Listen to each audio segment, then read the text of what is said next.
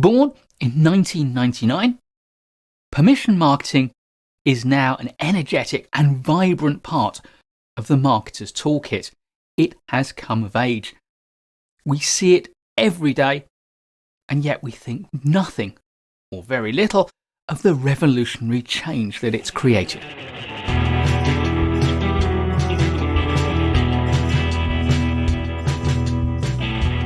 Of course, it's the term permission marketing, which was born in 1999, coined by marketer and author Seth Godin.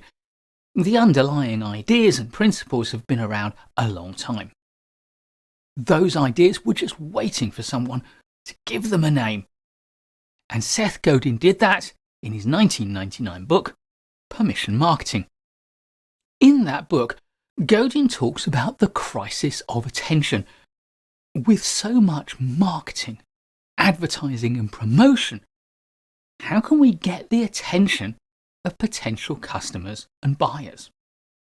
Godin refers to the traditional approach to marketing and advertising as interruption marketing, because in order to grab the attention of our potential customers, we need to interrupt what they're doing. And the examples are still with us every day, everywhere we go.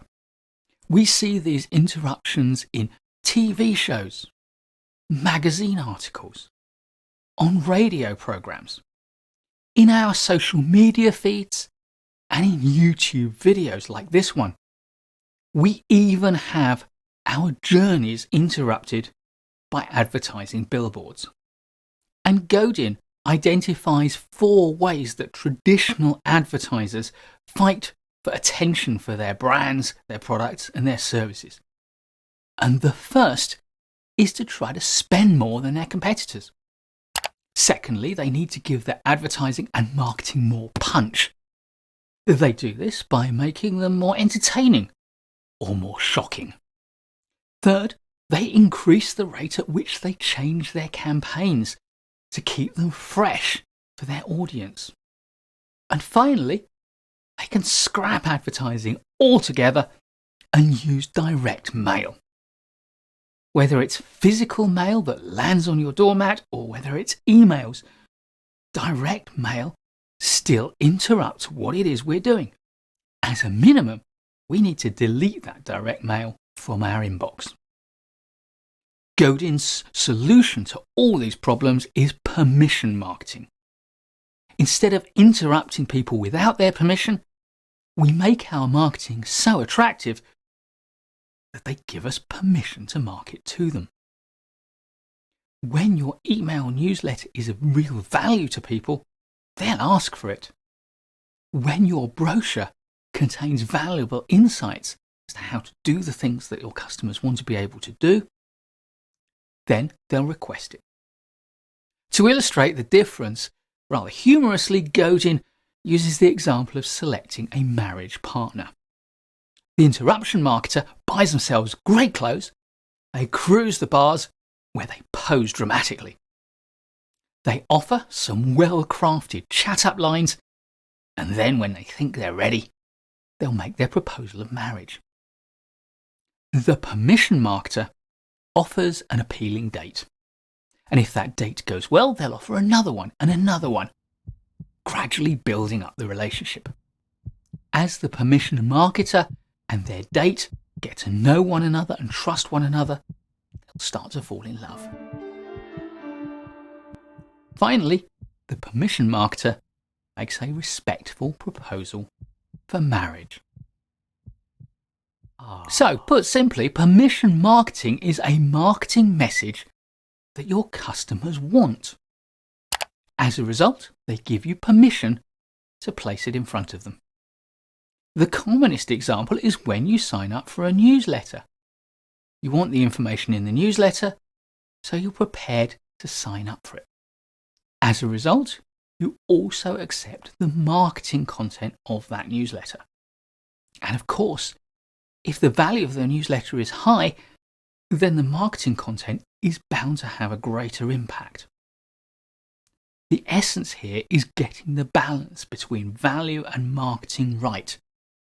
If your newsletters are all about marketing, then people won't value them. And if they're all about value, then you won't necessarily make any sales. Provide enough value, and that gives you permission to ask. Seth Godin defined permission marketing as anticipated, personal, and relevant. So let's look at these 3 criteria. First, your customers have to look forward to hearing from you because they want the information you're going to impart. This is far more important than having customers who are simply prepared to tolerate your marketing. The second key is to personalize your marketing to the individual. And this is something that a lot of marketing automation software allows you to do very well. And behind it, you need your customer relationship management process to know what messages to give each customer. And we've done a video on customer relationship management, or CRM. Third, your marketing has to be relevant. It has to include information that is of interest to your customers. Where you match the information you give to the capabilities of your products or services, you not only enhance the credibility of those products and services, but you also exclude potential customers who would never want your products and services because they're wrong for them. By focusing the information you give, that information becomes irrelevant to a big chunk of possible customers who are never going to buy, and therefore you don't need to support them through the marketing process.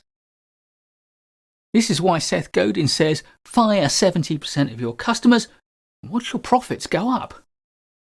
The truth is that if you invest too much time in people who aren't going to buy much, or who are going to complain when they buy it, then you're frittering away your profits, even if you increase your revenues.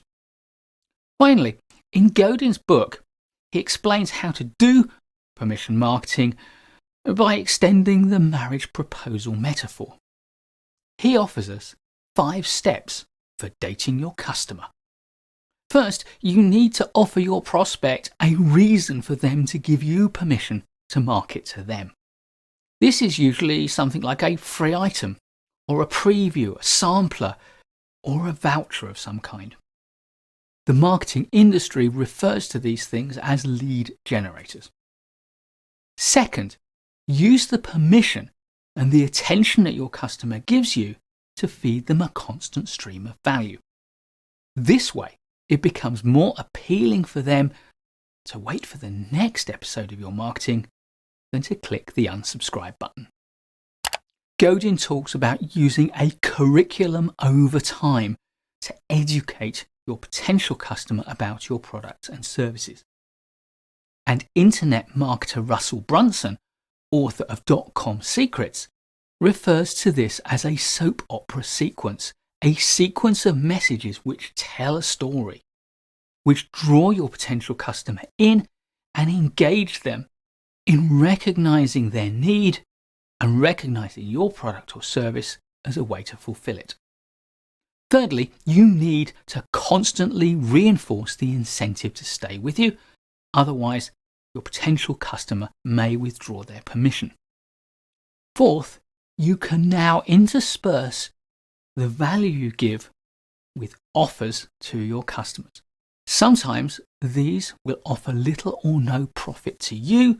They're a way to further build, strengthen and enhance the relationship with your customer and encourage them to give you even more permission to market to them. Finally, your customer becomes ready for you to make a proposal. At step 5, when you have permission to make a proposal, they are likely to buy. They will become customers and you will start to make a profit. Now you can spot the good customers, the customers who want your products and services, and you can continue to intersperse with the value more and bigger offers and proposals. This is what marketers often call an ascension sequence, a sequence of ascending offers of greater and greater value and profitability to you. As long as you continue to offer value to your customer, they will continue to accept and consider your marketing messages. And if you offer enough value and you recognize their need precisely enough, then it's likely that a great number of them will buy. Permission marketing is the modern alternative to interruption marketing. Instead of interrupting your customers in what they're doing to give them your message when you're ready, you ask for their permission to send the information they want when they want it. As a result, your customers are better disposed to you and more likely to buy. Permission marketing markets to fewer people and has a higher success rate. Therefore, it is cheaper and more profitable. Please do give a thumbs up if you like this video. I'll be creating loads more great management courses content for you, so please do subscribe to the channel and hit the bell so you don't miss any of it. I look forward to seeing you in the next one, and in the meantime, keep learning.